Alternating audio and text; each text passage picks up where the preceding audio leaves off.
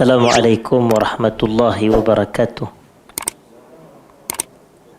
Bismillahirrahmanirrahim. Innal hamdalillah nahmaduhu wa nasta'inuhu wa nastahdihi wa nastaghfiruh. Wa na'udzu billahi min shururi anfusina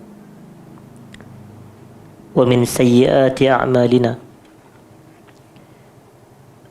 من يهده الله فلا مضل له ومن يضلله فلا هادي له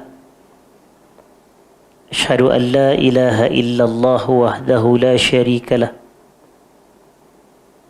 وأشهد أن سيدنا محمدا عبده ورسوله اللهم صل وسلم وبارك على حبيبنا وسيدنا محمد وعلى آله وأصحابه وعلى من سار على نهجه إلى يوم الدين أما بعد. Yang saya hormati seluruh jawatan kuasa pengurusan Baitus Salam, seterusnya hadirin dan hadirat sidang jemaah para pencinta ilmu yang dirahmati Allah sekalian. Pertamanya kita panjatkan syukur kepada Allah Subhanahu wa ta'ala kerana pada malam ini kita dapat bersama berkumpul bagi kita menyambung majlis pengajian kita menggunakan kitab Mukhtasar Zadul Ma'ad fi Hadi Khairil Ibad sallallahu alaihi wasallam. Dan perbahasan kita pada malam ini masih lagi pada menyambung berkenaan dengan keistimewaan hari Jumaat, keistimewaan hari Jumaat. Dan kita pada malam ini akan memasuki keistimewaan yang ke-22, keistimewaan yang ke-22.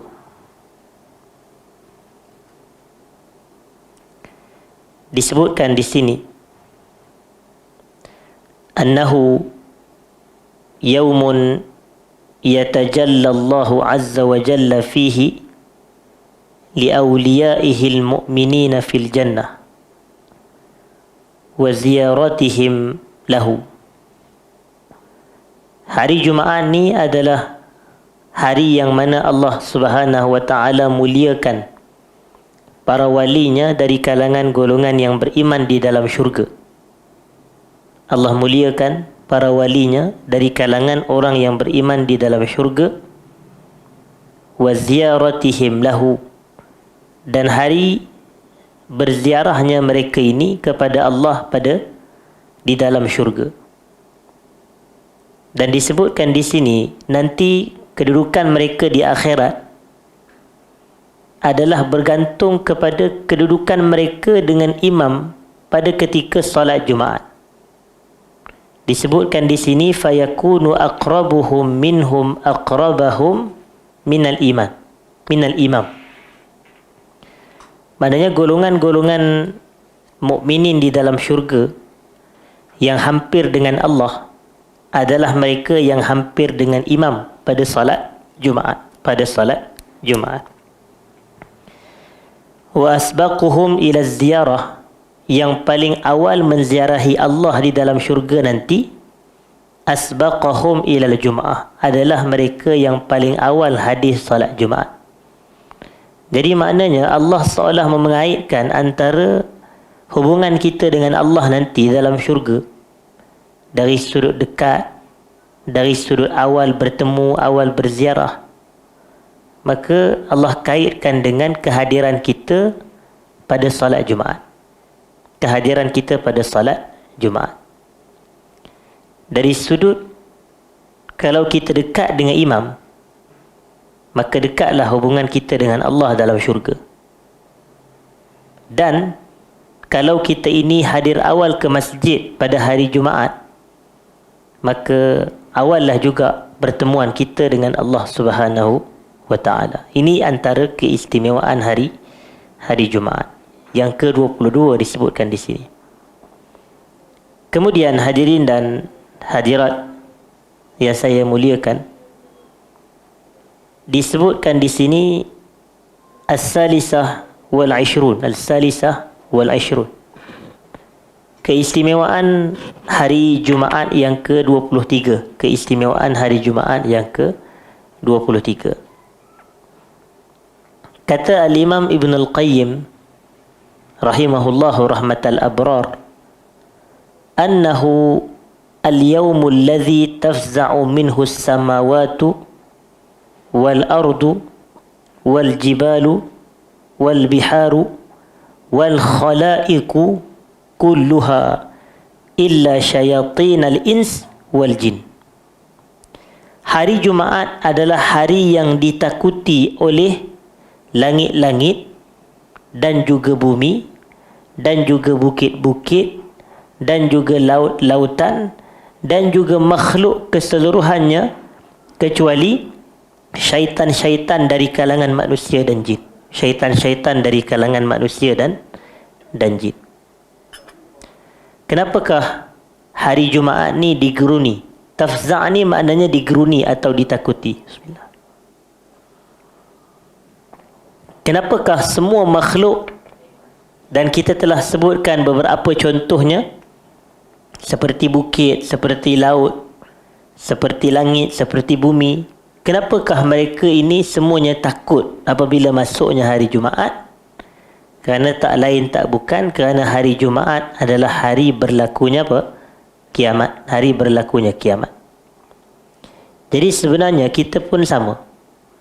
Apabila kita masuk ke dalam hari Jumaat, kita jangan anggap keberadaan kita pada hari itu sama dengan hari-hari yang lain. Walaupun kita tak nafi hari Jumaat ni ada fadilat yang besar kalau kita beramal berbanding hari yang lain, tapi dalam masa yang sama kita kena ada juga perasaan takut apabila kita memasuki hari Jumaat. Kerana hari Jumaat hari berlakunya kiamat. Sebab itu kita digalak dan dianjurkan hadirin dan hadirat untuk kita ini membaca surah Al-Kahfi pada hari Jumaat. Kerana sebagaimana yang kita tahu, antara kelebihan kita ini menghafal dan membaca 10 ayat pertama Al-Kahfi dan 10 ayat terakhir Al-Kahfi adalah untuk mengamankan kita ini, menjaga dan memelihara kita ini daripada fitnah Dajjal, menjaga dan memelihara kita daripada fitnah Dajjal. Dan Dajjal ini adalah antara petanda-petanda kuat akan berlakunya kiamat. Begitu. Jadi disebabkan itu kita dianjurkan membaca surah Al-Kahfi pada malam Jumaat seumpama sekarang ini, daripada maghrib tadi sehingga ke subuh pagi nanti. Dan juga kita dianjur untuk membaca surah Al-Kahfi pada siang hari Jumaat, iaitu bermula subuh esok pagi ini sehinggalah kepada maghrib esok petang atau esok malam. Dan disebutkan di sini, kecuali yang tidak rasa takut dengan hari Jumaat, siapa dia? Ada dua golongan, iaitu syaitan-syaitan manusia dan syaitan-syaitan dari kalangan jin. Begitu. Ini menunjukkan bahawasanya ada je sahaja dari kalangan manusia dipanggil syaitan, ada. Iaitu golongan yang sentiasa mengajak manusia lain buat jahat. Itu syaitan itu, syaitan manusia. Macam mana yang kita sebut dalam Quran, Qul a'udzu birabbin nas, malikin nas, ilahin nas, min syarril waswasil khannas, alladhi yuwaswisu fi sudurin nas, minal jinnati wan nas. Iaitu alladhi yuwaswisu fi sudurin nas, iaitu golongan yang sentiasa membisikkan kepada dada-dada manusia. Membisikkan apa? Membisikkan kejahatan, membisikkan keburukan. Minal jinnati wan nas, dari kalangan jin dan juga dari kalangan manusia. Maknanya ada manusia yang sentiasa membisik kejahatan, mengajak manusia lain melakukan kejahatan. Dan disebutkan di sini dalil yang menjadi sandaran oleh penulis kitab. Beliau mengatakan, ففي حديث أبي هريرة رضي الله عنه عن النبي صلى الله عليه وسلم قال. Dalam sebuah hadis yang diriwayatkan oleh Abu Hurairah, daripada Nabi sallallahu alaihi wasallam, baginda bersabda, la tatlu'u syamsu wa la taghrubu ala yaumin afdal min yaumil jumu'ah. Tidaklah matahari itu terbit dan tidaklah matahari itu terbenam pada suatu hari yang lebih afdal berbanding hari Jumaat. Maknanya apa? Maknanya hari Jumaat ni bila matahari terbit, itulah matahari terbaik yang terbit. Dan apabila matahari terbenam pada hari Jumaat, itulah matahari terbenam yang terbaik dibanding dengan hari-hari yang lain. Kemudian kata Nabi sallallahu alaihi wasallam, "Wa ma min dabbatin illa wa hiya tafza'u li yaumil jumu'ah." Tidak ada mana-mana makhluk yang melata. Dabbah ni sebenarnya merujuk kepada makhluk yang melata, yang berjalan di atas muka bumi ni. Tidak ada mana-mana makhluk illa wa hiya tafza', melainkan ia akan berasa takut li yaumil jumu'ah, terhadap hari Jumaat. Dia akan rasa takut. Illa hazaini saqalaini minal jinni wal ins, melainkan dua puak ini, kata Nabi, dari kalangan manusia dan jin. Melainkan dua puak ini dari kalangan manusia dan jin. Cuma dua golongan dari kalangan jin dan manusia ini, kata Nabi, kata Ibn Al-Qayyim di sini, adalah syaitan-syaitan dari kalangan manusia dan syaitan-syaitan dari kalangan jin. Dan kata Ibn Al-Qayyim, wa huwa hadisun sahih. Ini adalah hadis yang sahih. Kenapakah mereka haiwan yang melata berasa takut apabila mereka bertemu dengan hari Jumaat? Maka diberikan jawapannya di sini. Wazalika, yang demikian itu adalah kerana annahu al-yawmul ladzi taqumu fihi as-sa'ah. Hari Jumaat adalah hari berlaku padanya apa? Kiamat. Hari berlaku padanya kiamat. Wa yutwa al-alam, dan alam ni akan dilipat. Alam ni akan dilipat pada hari Jumaat. Wa tukhrabu fihi dunya, dan dunia akan dihancurkan pada hari Jumaat. Dunia akan dihancurkan pada hari Jumaat. Wa yub'atsu fihi an-nasu ila manazilihim minal jannati wan nar, dan manusia akan dibangkitkan pada hari Jumaat di tempat duduk mereka, sama ada di syurga ataupun di neraka. Jadi atas faktor ini, seluruh haiwan atau seluruh makhluk pada waktu itu akan berasa apa? Akan berasa takut. Akan berasa takut. Jadi ketibaan hari Jumaat ni hakikatnya adalah sesuatu yang kita kena terbit perasaan takut dalam jiwa kita ini juga. Kemudian kita nak beralih kepada keistimewaan hari Jumaat yang berikutnya. Di sini dia kata Ar-Rabi'atu wal-Ishrun. Keistimewaan yang ke-24. Keistimewaan yang ke-24. Disebutkan di sini, annahu al-yawmul ladzi iddakharahu Allah Ta'ala li hadhihi al-ummah wa adalla anhu ahlal kitab qablahum. Hari Jumaat adalah hari yang disimpankan oleh Allah Ta'ala ni menjadi milik umat Islam. Menjadi milik umat Islam. Iddakharahu ni maknanya Allah simpan atau Allah khaskan, Allah khususkan hari Jumaat ni adalah milik orang Islam. Gitu. Wa adalla anhu ahlal kitab qablahum, dan Allah tidak berikan hari Jumaat ni kepada golongan ahli kitab sebelum orang Islam. Allah tak bagi kepada Yahudi, Allah tak bagi kepada Nasrani hari Jumaat, tapi Allah simpan dan Allah beri kepada siapa? Kepada umat Nabi kita Muhammad sallallahu alaihi wasallam. Kama fi sahih, sebagaimana yang diriwayatkan dalam sahih, iaitu disebutkan di sini Sahih Al-Bukhari dan Sahih Muslim juga. Min hadisi Abi Hurairah radhiyallahu anhu anin Nabi sallallahu alaihi wasallam qala. Berdasarkan sebuah hadis yang diriwayatkan daripada Abu Hurairah radhiyallahu anhu daripada Rasulullah sallallahu alaihi wasallam, baginda bersabda, ma tala'at syamsun wala gharabat ala yaumin khairin min yaumil jum'ah. Tidaklah terbitnya matahari dan tidaklah terbenamnya matahari pada suatu hari yang lebih baik berbanding hari Jumaat. Maknanya matahari terbenam pada hari-hari yang lain, jika nak dibuat suatu comparison dengan matahari terbenam pada hari Jumaat, yang hari Jumaat terbenam matahari itulah yang paling baik. Matahari terbit pada hari Jumaat adalah yang terbaik berbanding terbitnya matahari pada hari-hari yang lain. Hadanallahu lahu, kata Nabi. Allah memberi petunjuk kepada kita pada hari tersebut.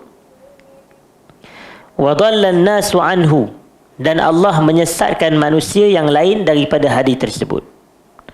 Fannasu lana fihi taba' huwa lana.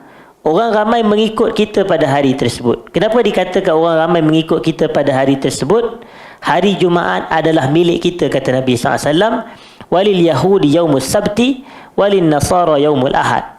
Golongan Yahudi memperoleh hari Sabtu, golongan Nasrani memperoleh hari Ahad. Jadi sebab itulah dikatakan orang ramai mengikut kita. Mana datang dulu, Jumaat ke Sabtu ke Ahad? Jumaat datang dulu. Dan Jumaat yang datang dulu ni milik orang Islam. Kemudian Sabtu milik Yahudi, Ahad milik Nasrani. Jadi sebab itu orang mengikut kita. Jadi Sabtu ikut yang Jumaat, mana dia orang ke belakang, dia orang lewat lagi. Dan Ahad mengikut yang Jumaat. Jadi mereka pun di belakang. Sebab tu dia kata fannasu lana fihi taba'. Orang ramai semuanya di belakang kita. Orang ramai semuanya di belakang kita. Yahudi di belakang kita, Nasrani di belakang kita. Kata Nabi SAW, huwa lana. Hari Jumaat adalah hari milik kita, iaitu umat Islam. Ini keistimewaan hari Jumaat.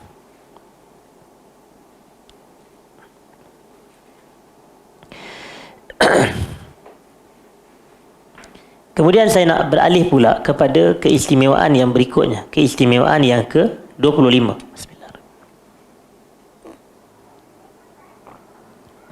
Keistimewaan yang ke-25 ni adalah keistimewaan yang kedua sebelum terakhir. Second last. Sebelum kita tamat keistimewaan hari Jumaat, keseluruhannya ada 26. Yang ini kita nak masuk yang ke-25.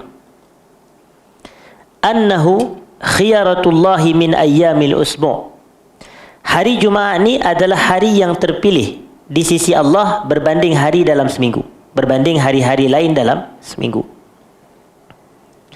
Kama anna syahra ramadhana khiyaratuhu min syuhuril am.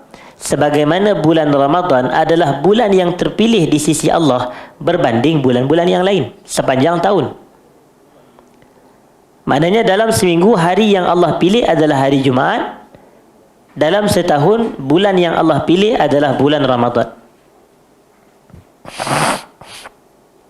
Dan disebutkan di sini, Walailatul Qadari khiyaratuhu minal layali. Malam Al-Qadar merupakan malam yang terpilih di sisi Allah berbanding malam-malam yang lain. Wa Makkah khiyaratuhu minal ard. Dan Makkah pula adalah tempat yang terbaik daripada keseluruhan tempat yang terdapat di atas muka bumi. Wa rasuluhu sallallahu alaihi wasallam Muhammadun khiyaratuhu min khalqi. Dan nabinya Muhammad sallallahu alaihi wasallam merupakan yang terpilih dari kalangan seluruh makhluk. Dan tuan-tuan boleh kaitkan ayat Allah pilih ini daripada seminggu hari sekian yang terbaik, iaitu hari Jumaat. Daripada setahun bulan sekian yang terbaik, iaitu bulan Ramadan. Daripada seluruh tempat yang terbaik adalah Mekah. Daripada seluruh manusia yang terbaik adalah Rasulullah sallallahu alaihi wasallam. Tuan-tuan boleh ambil sebenarnya ini adalah petikan daripada ayat Quran yang Allah sebut di dalam surah Al-Qasas, di dalam surah Al-Qasas ayat yang ke-68, ayat yang ke-68,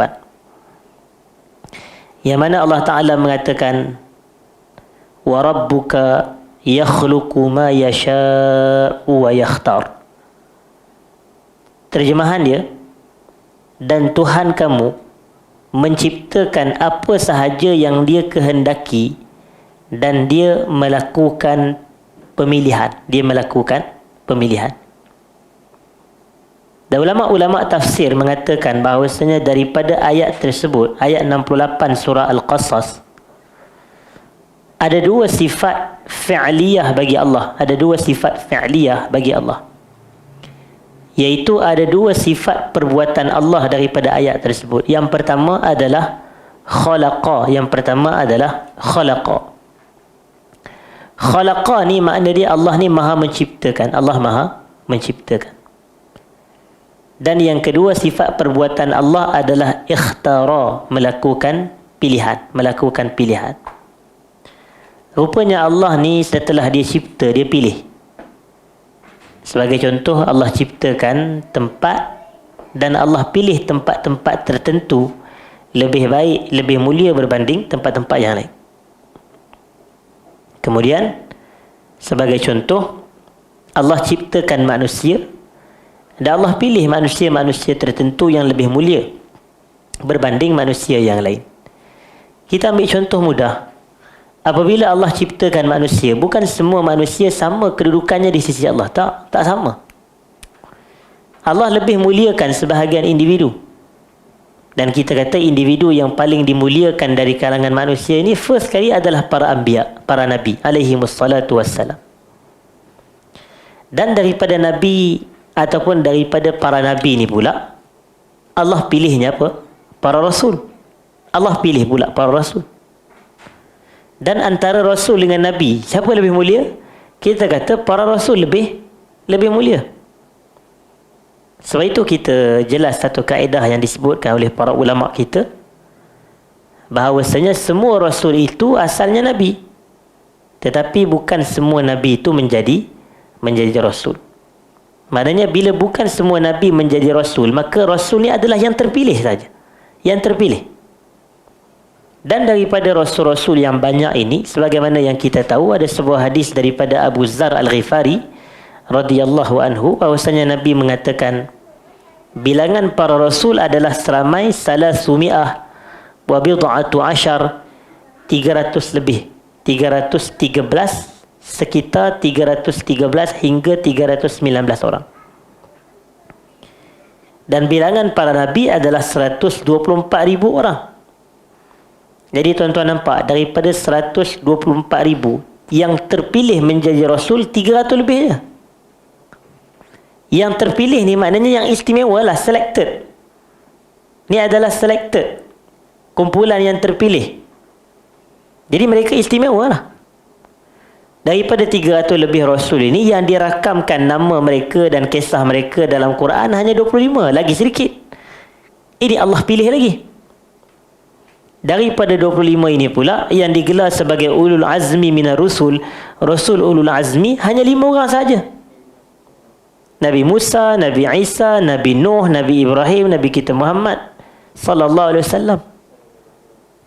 Tapi daripada kelima-lima ini, yang kita kata the chosen one tu adalah Nabi kita Muhammad sallallahu alaihi wasallam. Yang paling mulia sekali daripada keseluruhan manusia, keseluruhan rasul, keseluruhan nabi, baginda adalah Sayyidul Anbiya'i wa Rusul, ketua penghulu bagi seluruh para nabi dan seluruh para rasul. Jadi kita nampak Allah punya flow tu, turutan Allah ni, cipta pilih. Jadi hari Jumaat juga adalah sama. Allah ciptakan masa hari Jumaat ni masa. Dan saya kata masa ni, kalau ikut kepada zaman sekarang ini, dipecah kepada lebih kurang 7 dimensi masa tu. Iaitu daripada saat ke minit, minit ke jam, jam ke hari, hari ke minggu, minggu ke bulan, bulan ke tahun. Gitulah sifat masa. Jadi bila kita kata minit adalah masa, hari adalah masa, jam adalah masa, minggu adalah masa, bulan adalah masa, tahun adalah masa. Jadi hari Jumaat adalah makhluk. Ia hakikatnya adalah makhluk kerana ia masa. Tapi kita kena ingat bahawasanya Allah mencipta masa dan Allah memilih ada masa-masa yang terbaik. Jadi hari Jumaat adalah masa yang terbaik dalam seminggu, yang disifat sebagai Sayyidul Ayyam. Sebagaimana mulianya Ramadan berbanding bulan-bulan yang lain, Demikianlah mulianya Jumaat berbanding hari-hari yang lain. Sebab tu kita ni, apabila Allah panjangkan umur kita, apabila kita memasuki hari Jumaat, syukurlah kepada Allah dengan pelaksanaan amal soleh. Sebab itu nikmat Allah masukkan kita dalam satu masa yang mana masa tu berkat.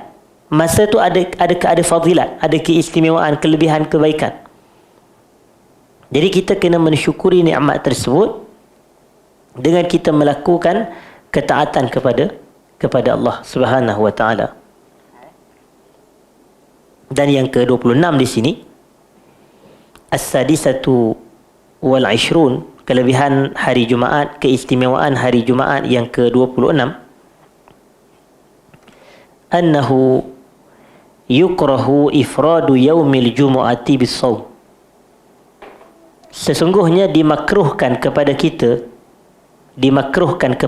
ini untuk menunggalkan puasa pada hari Jumaat.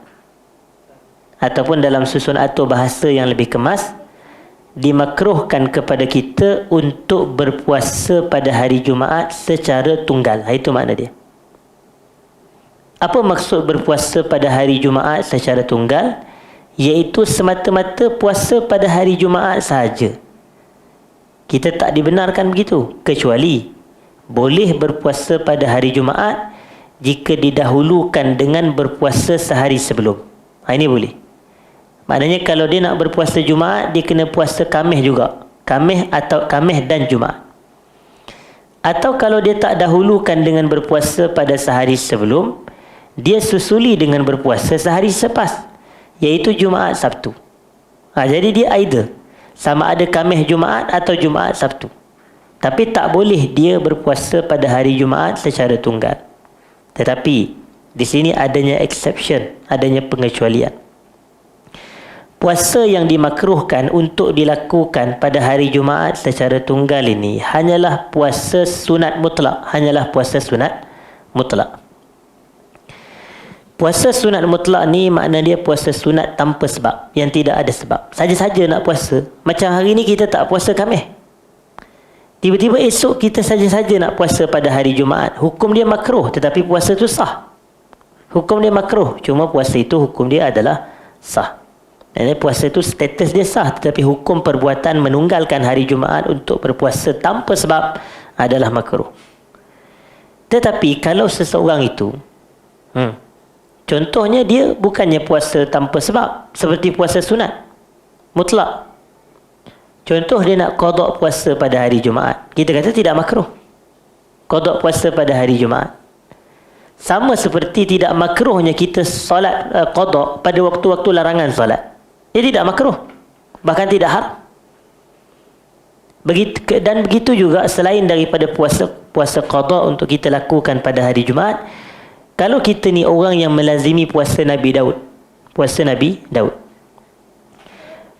Nabi Daud ini, dalam nama lainnya dia disebut sebagai Saumul Ghib. Saumu al-Ghib. Apa makna Saumul Ghib? Puasa Saumul Ghib ini makna dia adalah puasa selang-seli. Ini nama lain bagi puasa Nabi Daud. Dan Saumul Ghib ni adalah istilahnya puasa sehari dan tidak berpuasa sehari. Kemudian berpuasa sehari, kemudian tidak berpuasa sehari. Ini namanya puasa selang-seli. Hari ni puasa, esok tak puasa. Lusa puasa, tulak tak puasa. Begitu. Jadi katakan contoh, Isnin dia puasa, Selasa dia tak puasa, Rabu dia puasa, Khamis dia tak puasa. Jadi boleh tak dia nak puasa Jumaat? Jawapannya boleh. Sebab itu dah jadi adat dia. Adat dia untuk dia berpuasa selang-seli. Jadi itu boleh, tak ada masalah. Isnin puasa, Selasa tak puasa, Rabu puasa, Khamis tak puasa, Jumaat puasa. Ini tidak ada masalah. Dan begitu juga tidak menjadi makruh kalau yang dia berpuasa secara tunggal pada hari Jumaat itu adalah puasa sunat yang bersebab. Seperti kalau hari Arafah jatuh pada hari Jumaat dan dia nak puasa hari Arafah pada hari Jumaat, satu hari itu je, boleh tak? Jawapannya boleh. Dia jadi tidak makruh. Dan selain daripada puasa Arafah ni dikategorikan sebagai puasa sunat bersebab. Apa sebab dia? Sebab itu adalah hari Arafah. Kenapa kita puasa? Sebab kita berada pada hari Arafah, 9 Zulhijjah. Antara contoh lain adalah berpuasa pada hari Ashura. Ashura adalah 10 Muharram. 10 Muharram. Macam kalau tuan-tuan perasan, sekarang ini kita berada dalam bulan Rabiul Awal. Dalam bulan Rabiul Awal, bulan kelahiran Nabi kita sallallahu alaihi wasallam dan bulan kewafatan Nabi kita sallallahu alaihi wasallam, Rabiul Awal. Jadi kita sekarang ini berada dalam bulan Rabiul Awal, sebelum ini bulan Safar dan sebelumnya itu bulan Muharram. Baru je kurang 2 bulan lepas kita berada dalam bulan Muharram. Dan kalau tuan-tuan perasan, pada bulan Muharram baru-baru ini, 10 Muharram iaitu hari Ashura jatuh pada hari apa? Hari Jumaat. Ashura jatuh pada hari Jumaat. Jadi timbul persoalan lah. Boleh tak kita nak berpuasa pada hari itu secara tunggal? Hari Jumaat tu. Jadi kita kata sebenarnya tidak termasuk dalam larangan makruh ni. Maka ia dibolehkan. Dibolehkan. Dia boleh kalau ada orang tu dia nak puasa Jumaat tu sahaja. Dengan niat dia puasa hari itu adalah puasa hari Ashura. Dan apa sebab dia berpuasa? Sebab dia itu hari Ashura. Jadi puasa sunat bersebab. Dia bukan puasa sunat mutlak. Mutlak ni lawan kepada bersebab. Mutlak ni tanpa sebab. Jadi dia nak berpuasa pada hari tersebut adalah tidak dimakruhkan walaupun dia semata menunggalkan puasa pada hari Jumaat. Tetapi bila dikatakan di sini dimakruhkan untuk kita berpuasa pada hari Jumaat secara tunggal, maknanya larangan ni merujuk kepada puasa apa? Puasa sunat mutlak. Kalau saja-saja nak puasa. Itu dia. Puasa sunat mutlak. Fa fi sahihi Muslimin an Abi Hurairah radhiyallahu anhu 'anil Nabiy sallallahu alaihi wasallam qala. Di dalam Sahih Muslim daripada Abu Hurairah radhiyallahu anhu, beliau berkata daripada Nabi sallallahu alaihi wasallam, baginda bersabda, la takhtassu lailatal jumu'ati biqiyamin min bainil layali wa la takhtassu yawmal jumu'ati bisiyamin min bainil ayyam illa an yakuna fi shaumin yasumuhu ahadukum. Jangan sesekali kamu mengkhususkan malam Jumaat untuk melakukan qiyam berbanding malam-malam yang lain. Malam-malam yang lain dia buat tak peduli. Masa malam Jumaat dia buat qiyamul lail. Maknanya dia mengkhususkan malam tu. Maka Nabi kata la takhtassu, jangan khususkan. Bila Nabi kata la takhtassu, terjemahan saya jangan khususkan, ini adalah larangan. Ini adalah larangan. Dan asasnya larangan adalah membawa hukum haram. Tetapi menurut para ulama yang mensyarahkan hadis ini, mereka kata larangan di dalam hadis ini membawa hukum apa? Makruh. Larangan di dalam hadis ini membawa hukum makruh. Jadi makruh hukum dia kalau kita mengkhususkan malam Jumaat aja untuk qiyamul lail ni. Makruh hukum dia. Dan sambungan hadis Nabi SAW kata wala takhtassu yawmal jumu'ati bisiyamin min bainil ayyam. Dan janganlah kamu mengkhususkan hari Jumaat untuk berpuasa berbanding hari-hari yang lain.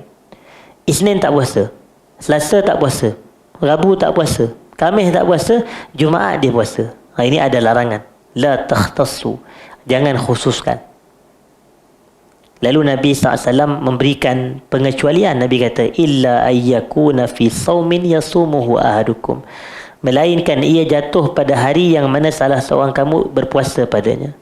Itu macam kita kata puasa selang-seli tadilah. Isnin tak puasa, Selasa puasa, Rabu Isnin puasa, Selasa tak puasa, Rabu puasa, Khamis tak puasa, Jumaat dia jatuh. Puasa selang-seli. Kalau benda itu berlaku, ia tidak termasuk dalam larangan.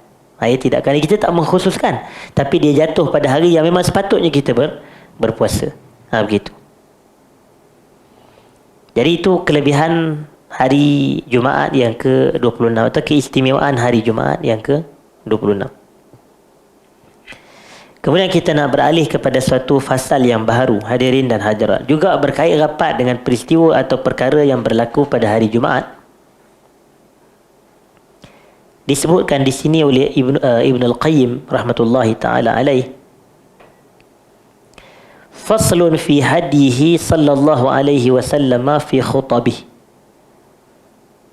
Fasal berkenaan dengan petunjuk Nabi sallallahu alaihi wasallam tentang khutbah baginda.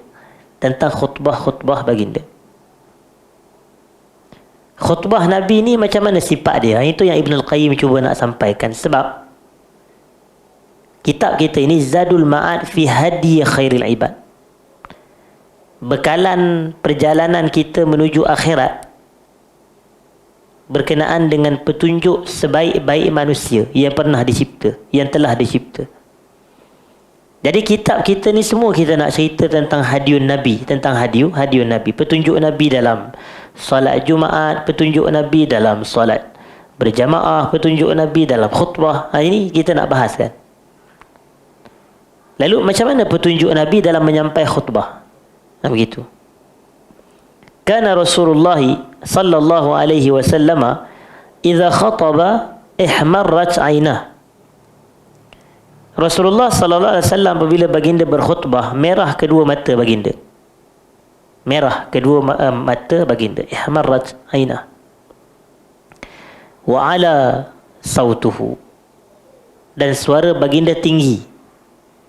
Maknanya ketika Nabi menyampaikan khutbah, suara baginda tinggi. Maknanya tidaklah suara kecil je ketika menyampaikan khutbah. Alhamdulillah, kecil je. Orang boleh dengar apa, tak apa benda ni khutbah gini. Memang semua orang tidur sebagai contoh. Washtadda ghadabuhu. Dan sangat keras kemarahan baginda ketika menyampaikan khutbah. Maknanya tegas dan keras kemarahan Nabi ketika Nabi sedang menyampaikan khutbah. Hatta ka'annahu munziru jaishin. Seolah-olah baginda sedang memberi amaran kepada tentera yang ingin berperang. Kita nak bagi arahan, nak bagi amaran kepada tentera dalam medan perang. Takkan kita nak bagi arahan dengan nada biasa-biasa. Kita tengok coach bola sepak pun nak bagi arahan kepada dia punya pasukan tu, bukan main semangat lagi, bukan main tegas lagi. Ini nak perang ni, bukannya nak semata bola sepak, tidak, tapi peperangan. Jadi diumpamakan Nabi ketika Nabi menyampaikan khutbah, hatta ka'annahu munziru jaish. Seolah-olah Nabi ni memberi amaran, memberi ancaman kepada tentera peperang, tentera dalam medan perang. Yaqul sabbahakum wa massakum.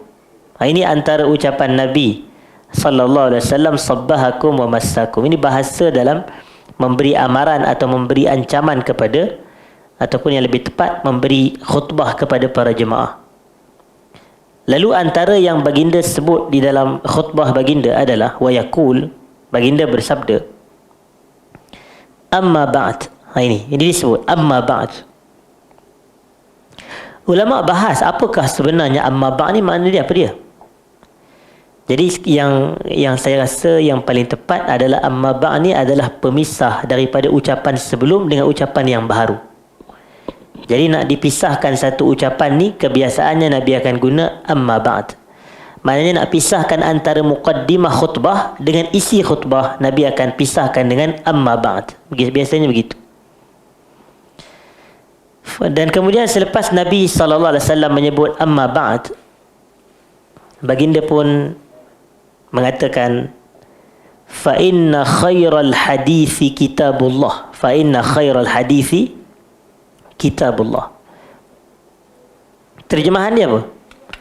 Sesungguhnya sebaik-baik perkataan itu adalah Quran. Nabi itu. Sesungguhnya sebaik-baik perkataan itu adalah Quran. Fa inna khairal hadithi kitabullah. Sebaik-baik ucapan adalah Quran. Wa khairal hadiyi hadiyu Muhammadin sallallahu alaihi wasallam. Dan sebaik-baik petunjuk adalah petunjuk Nabi Muhammad sallallahu alaihi wasallam. Kita ni kalau kita nak berpetunjuk dengan satu-satu orang individu, petunjuk yang terbaik adalah petunjuk Nabi sallallahu alaihi wasallam.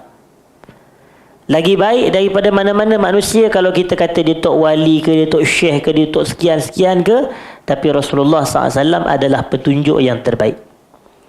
Maknanya apa sahaja petunjuk yang ditunjuk oleh Nabi itu lebih utama daripada petunjuk yang ditunjuk oleh individu yang lain dalam masa yang sama menyelisihi petunjuk Nabi sallallahu alaihi wasallam.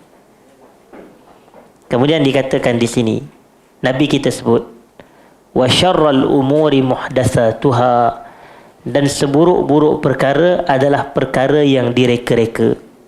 Seburuk-buruk perkara adalah perkara yang direka-reka. Dan Nabi SAW menyambung dengan kata baginda, wa kulla bid'atin dalalah, dan sesungguhnya setiap bid'ah itu adalah sesat. Setiap bid'ah itu adalah sesat. Perkataan kullu bid'ah dalalah ini, kadang-kadang orang kita ni dia amat sensitif bila dengar. Kadang kita tengok bila dia dengar ceramah tu dia tidur. Pak bila kata kullu bid'atin dalalah, Allah mata dia. Tengok. Dia kata apa? Contoh. Dia jadi macam sensitif. Jadi kita kata sebenarnya isu ni tak sewajar disensitifkan kerana ia adalah hadis Nabi sallallahu alaihi wasallam. Ini sabda Nabi, ini bukannya Nabi yang sebut, bukan kita saja-saja reka perkataan ni, tak. Nabi yang sebut perkataan kullu bid'ah dalalah, setiap bid'ah itu adalah sesat. Dan dalam sebahagian riwayat yang lain, wa kullu dalalatin finnar, dan sesungguhnya setiap kesesatan itu adalah di neraka. Setiap kesesatan itu adalah di neraka. Dan kita jelas bid'ah yang dimaksudkan di sini sebagai sesat sudah tentulah bid'ah dalam urusan agama. Bid'ah dalam urusan agama. Kerana bab agama ni jalannya adalah ittiba'. Jalannya adalah ittiba'. Dia ada dua istilah. Yang pertama istilah ittiba'. Ittiba' ni ikut petunjuk Nabi. Yang kedua istilah ibtida', iaitu menyelisihi petunjuk Nabi. Menyelisihi petunjuk Nabi. Jadi jalan kita dalam beragama adalah jalan ittiba'. Jalan ittiba'. Ya Allah kata dalam Quran, kul in kuntum tuhibbunallaha, sambungannya, fattabi'uni. Katakan wahai Muhammad, sekiranya kamu benar-benar cinta kepada Allah, maka hendaklah kamu ikut aku. Jadi ittiba' ni adalah jalan kita dalam beragama. Dan lawan kepada ittiba' adalah ibtida'. Sebab itu kata para ulama, ittabi'u wa la tabtadi'u. Ittiba'lah kamu, jangan kamu melakukan bid'ah. Maknanya dalam bab-bab agama. Bab-bab agama kena ittiba' Nabi sallallahu alaihi wasallam. Bila disebut perkataan ittiba', adakah kita kena ikut Nabi ni pada seluruh perkara? Tak. Kita hanya dituntut mengikut Nabi pada bab agama sahaja. Dan ada riwayat yang menyebut antum a'lamu bi syu'uni dunyakum, kamu lebih tahu tentang urusan dunia kamu. Adakah boleh kalau orang kita salahkan, tak boleh kita pakai kereta zaman sekarang sebab Nabi tak pakai kereta, kena ikut Nabi? Tak betul tu. Kerana dalam bab dunia kita tak diarahkan untuk kita ikut sebiji-sebiji. Kalau Nabi naik unta, kita kena naik unta. Tidak. Kita diperintah untuk ittiba' ni dalam bab agama. Jadi kalau ittiba' dalam bab agama dituntut, maka bid'ah yang dicela itu hanyalah bid'ah dalam bab agama. Bukan kita nak kata, nanti orang kata ini, ada orang kita ada suka timbul kekeliruan. Dia kata habis tu pakai mikrofon, ustaz pakai mikrofon ceramah tu, ayalah pakai mikrofon. Bid'ah dia kata. Ini bukan bid'ah.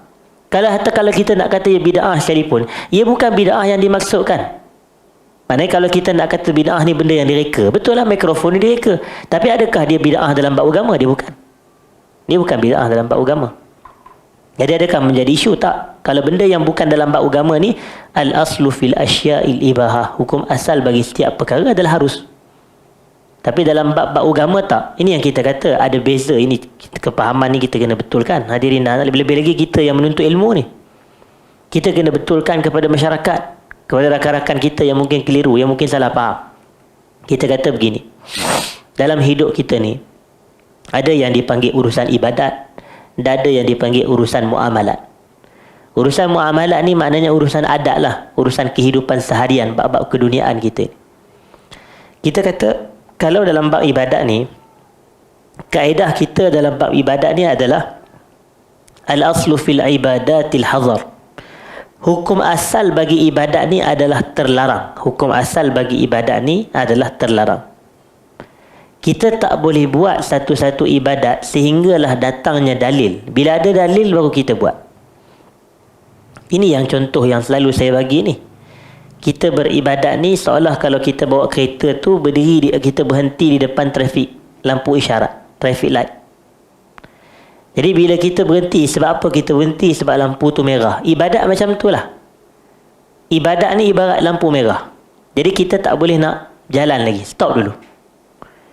Jadi bila adanya lampu hijau tu adalah dalil. Lampu hijau adalah dalil. Maknanya bila adanya dalil baru kita jalan. Selagi tak ada dalil, kita berhenti dulu. Maknanya kita jangan buat lagi. Itulah umpamanya.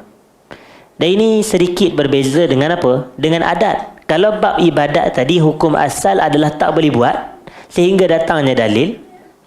Maka dalam bab-bab dunia, hukum asalnya adalah boleh buat sehinggalah ada dalil yang melarang, baru tak boleh buat. Itu yang disebutkan kaedah al-aslu fil asya'il ibahah. Hukum asal bagi setiap perkara adalah harus. Kemudian antara yang Nabi SAW sampai dan sebutkan di dalam khutbah, dikatakan di sini, ana aula bi kulli mu'min min nafsih. Ini. Aku ni lebih utama ke atas setiap orang yang beriman berbanding diri dia sendiri. Maknanya antara kita ni, Nabi lebih utama ke atas diri kita berbanding diri kita sendiri. Dan ini sebenarnya hakikatnya ayat Quran. Tapi Nabi ni, kebanyakan ucapan Nabi kadang Nabi ambil daripada Quran. Maknanya Nabi berinspirasikan daripada Quran. Dalam Quran Allah kata apa? Allah kata an-nabiyyu aula bil mu'minina min anfusihim. Nabi itu lebih utama ke atas orang yang beriman berbanding diri mereka sendiri. Jadi itu ayat Quran. Tengok Nabi kata apa? Nabi kata ana aula bi kulli mu'min min nafsi. Sama aja. Aku lebih utama ke atas setiap orang yang beriman tu berbanding dirinya sendiri. Man taraka malan fali ahli. Siapa yang mati dan dia meninggalkan harta, maka hartanya itu adalah milik keluarganya. Ini dipanggil sebagai apa? Ini dipanggil faraid lah. Harta pusaka. Siapa yang mati dan meninggalkan harta, maka harta tu milik keluarga dia. Tetapi wa man taraka dainan, siapa yang mati dan dia meninggalkan hutang, ni. Au daya'an, atau dia meninggalkan sesuatu barang, fa ilayya wa alayya, maka aku yang akan menanggungnya. Aku yang akan menanggungnya dan aku yang menyimpannya. Jadi ini adalah antara ucapan Nabi SAW. Bila Nabi sebut ini? Ketika khutbah. Hadis riwayat Imam Muslim. Kemudian dikatakan di sini, hadirin dan hadirat, kita dah hampir berada pada hujung majlis. Dan hujung sebenarnya perbahasan ini, kerana saya punya kitab dia pun dah nak habis dah. Wa kana yuqassirul khutbata wa yutilus salah.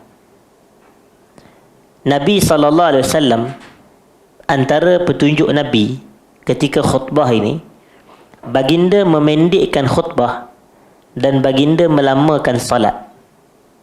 Ni kita selalu dengar. Khutbah singkat dan salat tu dipanjangkan. Dipanjangkan. Baru ni saya ada baca satu penulisan di Twitter, di Facebook sebenarnya. Tapi penulisan di Facebook ni di screenshot daripada Twitter. Walaupun sekarang sudah tidak ada Twitter, almarhum dah Twitter ni. Sekarang ni X, begitu. Jadi dia screenshot daripada tulisan Syekh Abdul Aziz bin Muhammad bin Abdullah Sadhan hafizahullah ta'ala. Tapi tulisan Syekh Sadhan ni tulisan lama. Saya 2017 ke 2018 dulu.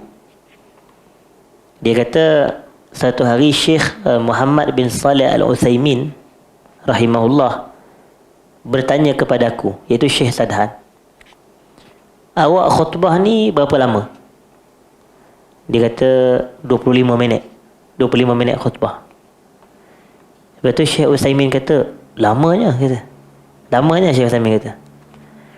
Kemudian bolehkah aku kurangkan kepada, kalau macam tu dia kata aku kurangkan kepada 15 minit. Kemudian Syekh Utsaimin kata, lama juga tu. Kemudian dia kata, kalau macam tu aku kurang kepada 10 minit. Kemudian Utsaimin kata, Mudah-mudahan sebegitulah, dia kata. Ini saya baca satu baru-baru ni dalam, saya tak ingat daripada siapa yang share kan. Tapi begitulah maksudnya, mafhumnya lebih kurang. Maknanya seolah-olah 10 minit khutbah tu okey lah. Tak perlu panjang-panjang, lama-lama sangat. Tapi kalau macam kita pada hari ini, mungkin saya faham dari sudut khatib, dia terikat dengan teks. Sebenarnya khutbah ikut teks ni tidak salah. Tak tengoklah imam-imam khatib-khatib di Masjidil Haram pun dia orang ikut teks juga sebenarnya. Tak tengok tangan dia pegang-pegang. Tengok teks lah tu. Kita ni kalau penceramah ni, kalau bercakap tak ikut teks, dia ada banyak implikasi lah. Yang pertama, dia semangat sangat. Dia tak boleh jumpa mikrofon. Dia pantang jumpa mikrofon. Dia cakap. Boleh jadi tak jumpa kat mana nak berhenti. Itu yang cakap tak ada berhenti. Ataupun dari sudut konten tu, dia tak pandai nak kawal. Tengah semangat. Saat lagi duk hentam orang itu, hentam orang ini. Dia semangat. Dia jadi bila dia semangat, dia naik syekh lah. Bila naik syekh tu, dia tak boleh kawal apa yang ada pada lidah dia. Atas faktor ini, boleh jadi tak pasal-pasal kena gam. Tak pasal-pasal kena ban. Jadi kena ikut teks. Kerana kalau kita ikut teks ni, dia akan ikut masa yang telah ditetapkan. Sebenarnya oleh pihak Jabatan Agama Islam negeri masing-masing lah sebenarnya. Tapi kalau peribadi, kalau ada macam contoh, beberapa tokoh-tokoh agama sebagai contoh, kalau mereka khutbah, dan khutbah mereka itu walaupun tidak ikut teks, tapi sebenarnya dari sudut masa lebih singkat daripada ikut teks. Itu mungkin lebih baik. Dalam masa yang sama, semua rukun khutbah tu dipatuhi lah. Ini kadang kita khawatir, kalau dia duk khutbah tak ikut teks, rukun khutbah pun dia tertinggal. Sedangkan rukun khutbah ni wajib. Jadi sebab itu kalau ikut teks, dia tidak menjadi isu. Hadirin dan hadirat. Tapi kalau ada arahan daripada pihak berkuasa agama untuk kita ikut, kena ikutlah. Lebih-lebih lagi imam-imam dan khatib-khatib. Ini kita kena ikut. Jadi asasnya di sini Nabi kita SAW khutbah baginda tu singkat sahaja. Dan yang panjang solat. Tapi kita tengoklah, kalau ikut panjang solat Nabi, kan sebelum ni kita dah sebut Nabi ni solat Jumaat, Nabi baca surah Sabbihisma Rabbikal A'la. Maknanya panjang level macam tu lah. Dan rakaat yang kedua Nabi baca hal ataka hadisul ghasyiyah. Maknanya panjang macam tu lah. Bukanlah panjang baca surah Baqarah sampai habis. Bukan. Dia ikut panjang yang hadis tu. Macam maknanya kalau Nabi baca surah Sabbihisma Rabbikal A'la, hal ataka hadisul ghasyiyah, macam itulah. Tapi kalau orang kita, imam kita pada hari ni, kalau dia Sabbihisma Rabbikal A'la, dia susah lah. Kadang-kadang dia kata dia baca pendek sebab dia kesian ke jemaah. Sebab jemaah panas kat luar. Sebenarnya agak kurang tepat juga sebenarnya. Memang betul dari satu sudut kita kena meraihkan jemaah. Tapi kita tengok, adakah Nabi tak meraihkan jemaah? Saya tanya, waktu kita di Malaysia ni dengan zaman Nabi kat Mekah dulu, mana lagi panas? Mestilah zaman Nabi. Kalau ikut zaman Nabi, kipas mana ada? Mana ada aircon? Kapet pun tak ada. Kalau nak kira keselesaan jemaah lah, kapet pun tak ada. Bumbung pun ada tak pada zaman itu? Maknanya bumbung asbestos ke mana pada zaman dulu? Kod nak kata bumbung tu selesa kata. Tak. Tapi Nabi Sabbihisma Rabbikal A'la, hal ataka hadisul ghasyiyah. Takkan kita nak kata Nabi SAW tak meraihkan fiqh dan jemaah? Jadi sebab itu sebenarnya boleh kita nak baca Sabbihisma Rabbikal A'la tu. Jemaah dia takkan jadi isu, sebab yang menjadi isunya adalah baca khutbah sampai 45 minit. Kemudian jadi imam baca panjang-panjang, itu yang jemaah marah. Lepas ni kena itimbang tara lah antara dua. Mungkin kalau khutbah tu dah panjang, tak apalah kalau solat dipendekkan. Tapi kalau kita nak lamakan solat, panjang kalau pendekkanlah khutbah. Itu lebih utama. Baik, kemudian disebutkan di sini antara petunjuk Nabi SAW ketika khutbah adalah wa yuksiru zikra wa yaqsidul kalimat al-jawami'. Nabi SAW dalam khutbah baginda memperbanyakkan zikir, dan Nabi menggunakan kalimah-kalimah yang sifatnya jami'. Tuan-tuan pernah dengar hadis Nabi SAW yang mana baginda mengatakan bu'istu bijawami'il kalim. Bu'istu bijawami'il kalim. Aku diutuskan dengan kalimah-kalimah yang jami'. Kalimah-kalimah yang jami' ni maknanya perkataan tu sedikit tetapi makna dia banyak. Sebab tu kalau kita tengok kebanyakan hadis-hadis Nabi ni, dia tidak panjang. Maknanya mungkin kalimah Nabi tu sikit. La darar wa la dirar sebagai contoh. Min husni islamil mar'i tarkuhu ma la ya'ni. Pendek je. Tapi syarahan dia bila kita ulas dan syarah, panjang syarahan tu boleh pergi. Itulah makna dia jami' kalim. Itulah makna dia jawami'ul kalim. Sebab itu kita katakan bahawasanya ucapan Nabi ni dia pendek tapi dia padat. Begitu. Berbeza dengan kita. Kita ni ucapan kita banyak, tapi orang dia 1 jam dia berceramah. Orang yang dengar ceramah dia tulis 2 patah perkataan je. Pendek je. Kalau kita tengok nota tu, kita kata saya ceramah 1 jam, tulis sikit je. Itulah kita beza dengan Nabi SAW. Tapi tulisan Nabi, kalau Nabi ni kalau dia bercakap, maknanya perkataan tu pendek dan singkat tapi padat. Ada sebuah hadis yang masyhur disebut oleh Al-Bukhari dan disyarahkan oleh Ibn Hajar Al-Asqalani.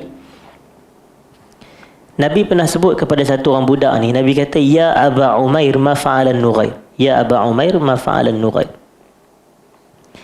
Ya Aba Umair ma fa'alan Nughair ni, kalau tuan-tuan kira hanya ada 6 patah perkataan saja. Ya Aba Umair ma fa'ala an-Nughair. Ada 6 patah perkataan saja. Tapi ada satu orang ulama namanya Ibnul Qas Asy-Syafi'i. Ibnu Al-Qas Asy-Syafi'i, dia mengeluarkan 40 faedah daripada hadis tersebut. Tuan-tuan bayangkan, hadis tu berapa patah perkataan? 6 patah perkataan. Ibnul Qas Asy-Syafi'i keluarkan 40 faedah daripada hadis tu. Itulah sifat jami' kalim. Jawami' kalim Nabi sallallahu alaihi wasallam. Jadi Nabi ni kalau khutbah Nabi, ayat tu pendek-pendek je bahasa, tetapi padat. Wa kana sallallahu alaihi wasallam yaqul, dan baginda bersabda, Inna tula salati rajul wa qisara khutbatihi ma'innatun min fiqhih. Sesungguhnya panjangnya salat seorang lelaki dan pendeknya khutbah dia, itu adalah tanda fahamnya dia terhadap agama. Tanda fahamnya dia terhadap agama. Kita ni kalau kita nak tengok fahamnya seseorang imam itu, seseorang khatib itu terhadap agama dia, adalah apabila dia pendekkan khutbah dan dia lamakan salat. Gitu. Dan disebutkan di sini, wa kana sallallahu alaihi wasallam yu'allimu ashabahu fi khutbatihi qawa'id al-islam wa syara'i'ahu. Nabi SAW mengajarkan kepada sahabat baginda dalam khutbah Nabi, Nabi ajarkan kaedah-kaedah Islam serta syariat-syariat Islam. Maknanya teras-teras agama ni Nabi ajar ketika khutbah. Teras-teras agama Nabi ajar ketika khutbah.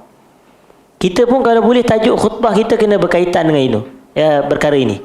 Berkaitan dengan teras-teras agama. Dan tentang syariat-syariat Islam. Wa ya'muruhum wa yanhahum fi khutbatihi idza 'arada lahu amrun aw nahyun. Dan Nabi memberi arahan dan memberi larangan kepada para sahabat Nabi dalam khutbah baginda apabila datangnya kepada baginda perintah daripada Allah atau larangan daripada Allah. Maknanya kalau datang arahan daripada Allah, arahan tu Nabi akan sampai kepada para sahabat dalam khutbah. Kalau ada larangan daripada Allah, larangan tu Nabi akan sampai kepada para sahabat dalam khutbah. Begitu. Kama amara ad-dakhila wa huwa sallallahu alaihi wasallam yakhtub ay yusalli rak'atain. Sebagaimana baginda mengarahkan kepada seorang lelaki yang baru masuk ketika Nabi sedang menyampaikan khutbah, Nabi arahkan dia untuk bangun, dirikan solat 2 rakaat, iaitu solat apa? Tahiyatul masjid. Lelaki itu adalah siapa? Lelaki itu namanya Sulaik Al-Ghatafani. Sulaik Al-Ghatafani. Satu hari Sulaik Al-Ghatafani ni dia datang ke dalam masjid Nabi sallallahu alaihi wasallam ketika baginda sedang menyampaikan khutbah. Ketika dia sedang menyampaikan khutbah, lalu Sulaik ini bila dia dah datang lewat tu, Nabi dah menyampaikan khutbah, dia datang duduk belakang-belakang tu, maka dia pun terus duduk. Kemudian Nabi SAW tanya, "Au kama qala?" Nabi kata, "Awak dah salat ke belum?" Dia kata, "Belum." Lalu Nabi kata, "Salatlah kamu." Maknanya dirikan salat, dan sebahagian riwayat kata, dan ringkaskan. Maknanya diringkaskan. Jadi waktu tu maknanya ketika tengah khutbah, apa je yang arahan dapat, maka Nabi akan bagi tahu. Begitu. Dan begitu juga wanahal mutakhatti liriqabin nasi an zalik. Kalaulah ketika Nabi sedang khutbah, Nabi nampak ada orang masuk ke dalam saf dan dia melintah di atas bahu-bahu manusia, Nabi akan tegur. Nabi akan tegur. Jadi sebenarnya khatib kita pun sama macam tu. Kalau kita tengah khutbah, kita nampak ada orang duk main handphone, duk main Clash of Clans lah, duk main apa benda-benda lagi lah, Pokemon Go lah, main macam-macam dia main ketika khutbah sedang berlangsung, maka dia boleh tegur daripada atas mimbar. Janganlah dia duk ikut skrip sahaja. Sebab Nabi SAW macam apabila adanya satu orang lelaki Sulaik Al-Ghatafani masuk ketika khutbah dan dia terus duduk, Nabi tanya, awak dah semayang tahiyatul masjid belum? Kalau belum, bangun, Nabi kata macam tu. Jadi bila khutbah lah masanya untuk kita bagi ajaran macam ni. Kalau ada orang masuk ke dalam masjid, kemudian dia nak masuk dalam saf, dia pergi tolak orang, dia pergi lintah bahu orang, maka Nabi akan tegur ketika khutbah. Sama juga kita kalau kita nampak ada orang ni, tegurlah, bagilah teguran. Kita kata, tapi tak payahlah tegur, itu yang baju biru tu. Janganlah cakap macam tu. Nanti macam malulah dia. Kita boleh sebut, saya nampak ada dalam kalangan jemaah kita sedang main handphone, jadi hentikan. Boleh sebut secara general, secara umum. Ataupun saya nampak ada beberapa orang dalam kalangan jemaah kita yang di belakang-belakang tu, gitu, tengah bersembang di atas motor. Contoh. Kena tegur, kalau tidak dia akan jadi, kalau manusia ni selagi tak ditegur, ini masalah dia. Tapi tak perlulah kita nak tegur dengan perli-perli, kita tidak perlu. Janganlah kita nak kata, nampak macam dah tua bangka tu kat belakang tu. Tapi jangan cakap macam tu. Jangan perli-perli macam tu, orang tak suka hadirin hadirat. Buatnya orang tu marah kepada kita, naik barang dengan kita, nanti tak pasal jadi isu pula. Jadi kita tegur dengan baik sahajalah. Kita tegur secara baik. Macam ada orang tidur dalam khutbah, kita boleh tegur, tuan-tuan jangan tidur masa khutbah. Sudah, cakap dalam macam tu. Tidur dalam ceramah tak apa, tidur dalam khutbah jangan. Macam tu. Contohlah. Jadi disebut di sini wa amarahu bil julus. Maknanya kalau ada orang nak melintah bahu orang lain ketika nak masuk dalam saf ketika khutbah sedang berlangsung, Nabi suruh dia duduk. Duduk dulu. Nanti nak bangun, nanti nak solat nanti baru bangun dan masuk dalam saf. Dan disebutkan di sini wa kana sallallahu alaihi wasallam yaqta'u khutbatahu lil hajati ta'rid. Nabi SAW biasanya akan memberhentikan khutbah baginda kalau ada keperluan yang mendatang, atau kalau ada keperluan yang ialah keperluan yang mendatang lah. Awis su'ali ahadin min ashabi, atau Nabi akan berhentikan khutbah kalau ada soalan daripada para sahabat, fayujibu, dan ketika itu Nabi menjawab khutbah. Summa ya'udu ila khutbatihi fayutimmuha, kemudian Nabi kembali khutbah dan Nabi menyempurnakan khutbah. Wa kana rubbama nazala 'anil mimbar lil hajah, dan kadang-kala ketika Nabi sedang menyampai khutbah, Nabi turun daripada mimbar. Tapi bukan saja-saja turun, Nabi turun kerana ada keperluan. Summa ya'ud, kemudian Nabi naik balik ke atas mimbar, fayutimmuha, dan Nabi menyempurnakan khutbah. Peristiwa ini berlaku contohnya kama nazala li akhdhil Hasan wal Husain. Sebagaimana Nabi pernah menyampai khutbah atas mimbar, kemudian Nabi turun sebab Nabi nak ambil Hasan dan Husain, budak lagi waktu tu, cucu Nabi SAW. Fa'akhadhahuma thumma raqiya bihimal mimbar. Nabi ambil kedua Hasan dan Husain ni, Nabi bawa naik ke atas mimbar, fa'atammal khutbah. Kemudian Nabi pun menyempurnakan khutbah sampai selesai. Jadi maknanya ada keperluan, jadi boleh untuk turun sekejap. Jadi kita tengok contoh, macam ada satu khatib ni sebagai contoh. Dia ketika nak menyampai khutbah tu, dia tersangat dahaga, boleh jadi panas dan dia terlupa nak minum air sebelum khutbah. Jadi kat bawah tu, tepi tu ada contoh air kuku sebagai contoh. Bukan air kuku dia lah, air kuku. Dia ada beza tu, kuku mana ada air. Tapi dia pergi turun, dia turun kejap daripada mimbar, kemudian untuk dia minum air, nak menghilangkan dahaga dia. Kalau ada hajat macam ni boleh. Kalau ada hajat macam ni, dia dibolehkan. Dan ia tidak membatalkan khutbah. Wa kana sallallahu alaihi wasallam yad'u ar-rajula fi khutbati. Dan Nabi pernah memanggil seorang lelaki ketika Nabi sedang menyampai khutbah. Nabi kata, "Ta'al ya fulan, mari sini wahai si fulan. Ijlis ya fulan, duduklah kamu si fulan. Salli ya fulan, semayanglah kamu wahai si fulan. Nah, ini semua berlaku ketika Nabi sedang menyampaikan khutbah. Dan disebutkan wa kana ya'muruhum fi khutbatihi bi muqtadal hal. Dan Nabi SAW mengarahkan orang ramai, iaitu para jemaah, dalam khutbah Nabi mengikut kepada keadaan masing-masing. Bi muqtadal hal ni maknanya mengikut kepada keadaan masing-masing. Fa idza ra'a bainahum zafaqah wa hajah amarahum bis sadaqah wa haddahum 'alaiha. Kalaulah Nabi melihat ada dalam kalangan jemaah tu golongan yang ada kefakiran. Zafaqah ni maknanya kefakiran. Wahajah, dan ada keperluan, ada hajat keperluan. Maka Nabi akan mengarahkan para sahabat yang hadir untuk bersedekah. Maknanya Nabi tengok juga kalau ada jemaah tu orang susah, Nabi akan arahkan kepada sahabat-sahabat yang mampu untuk mereka bersedekah. Jadi sebab itulah di sinilah yang menjadi agak, kalau saya nak sebut sedikit, di sinilah yang menjadi agak mungkinlah kalau kita nak bangkitkan isu ini, agak tidak sesuai kalau semua khutbah dalam satu kawasan bagi setiap negeri itu diseragamkan. Itu maksud dia. Macam contoh kita di wilayah persekutuan kan, wilayah persekutuan Kuala Lumpur. Tapi wilayah persekutuan ini tidak terhad kepada Kuala Lumpur sahaja. Kita ada 3 wilayah persekutuan, iaitu Kuala Lumpur, Putrajaya dan Labuan. Tapi kalaulah teks khutbah wilayah persekutuan 3 wilayah ni sama, tapi adakah situasi warga Labuan sama dengan warga KL? Tak sama.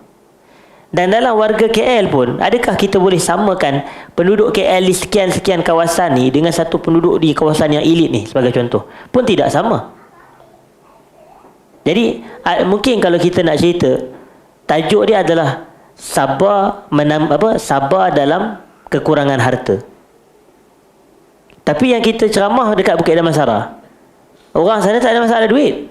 Contohlah kalau kita kata begitulah. Kalau kita pergi satu masjid di Bukit Damansara, dia apa pula? Dia kalau orang zakat, orang kata nak bagi makan buka puasa harga RM6,000, cash dia boleh bagi malam tu je, buka puasa RM6,000 untuk makan berapa ramai orang. Tapi kita nak bagi tajuk khutbah, sabarlah kita kalau kita tak ada duit. Macam tidak sesuai dengan orang-orang yang macam audiensnya kebanyakannya orang-orang yang berada, hadirin dan hadirat. Dan macam tu juga kalau kita ni kawasan audiens kita ini kawasan-kawasan susah sebagai contoh. Jemaah kita jemaah orang yang susah. Tapi tajuk kita, tuan-tuan kita kena banyakkan sedekah, fadilat sedekah. Siapa tak sedekah dia ibarat begini-begini. Orang tu banyak jemaah tu semua tak apa nak ada duit. Kita nak suruh sedekah duit, infak lah, wakaf lah. Jadi sebab itu dia tak sesuai kalau nak diselarikan, tapi kalau mengikut kepada situasi macam tu lah. Kecuali tajuk yang kita letakkan sebagai tajuk yang seragam tu adalah tajuk yang mencukupi semua keadaan orang Islam. Kerana kalau kita ikut khutbah Nabi SAW, khutbah Nabi tengok kepada situasi dan keadaan jemaah. Nabi akan biasanya ikut begitu. Wa kana yushiru bi asba'ihi atau bi usbu'ihi as-sabbabah fi khutbatihi 'inda zikrillah ta'ala wa du'ai. Nabi ni ketika Nabi khutbah, bila sebutnya nama Allah, Nabi akan tunjukkan jari telunjuk. Macam contoh, ketika Nabi khutbah, asyhadu an la ilaha illallah, begitu. Bila sebut nama Allah, Nabi akan mengangkat jari telunjuk. Dan juga bukan semata ketika sebut nama Allah, ketika berdoa juga. Asyhadu an la ilaha illallah wahdahu la syarikalah, ataupun Allahumma ighfir lil muslimina wal muslimat wal mu'minina, Nabi akan mengangkat jari telunjuk. Wa kana sallallahu alaihi wasallam yastasqi lahum idza qahata al-mataru fi khutbatih.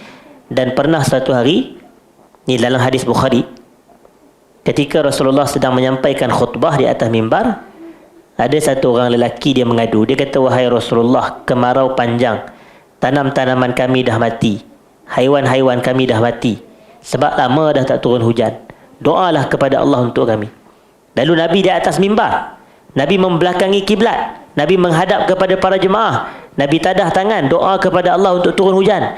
Jadi doa ni nama dia apa? Istisqa. Jadi Nabi melakukan istisqa untuk mereka apabila berlakunya kemarau fi khutbatih. Ketika apa? Ketika khutbah Nabi sallallahu alaihi wasallam. Jadi selesai perbahasan kita pada malam ni. InsyaAllah kita akan sambung lagi pada bahasan kita pada kuliah akan datang. Saya minta maaf jika ada salah dan silap terkasar bahasa sepanjang perkongsian. Aqulu qawli hadza astaghfirullahal azim li wa lakum. Assalamualaikum warahmatullahi wabarakatuh.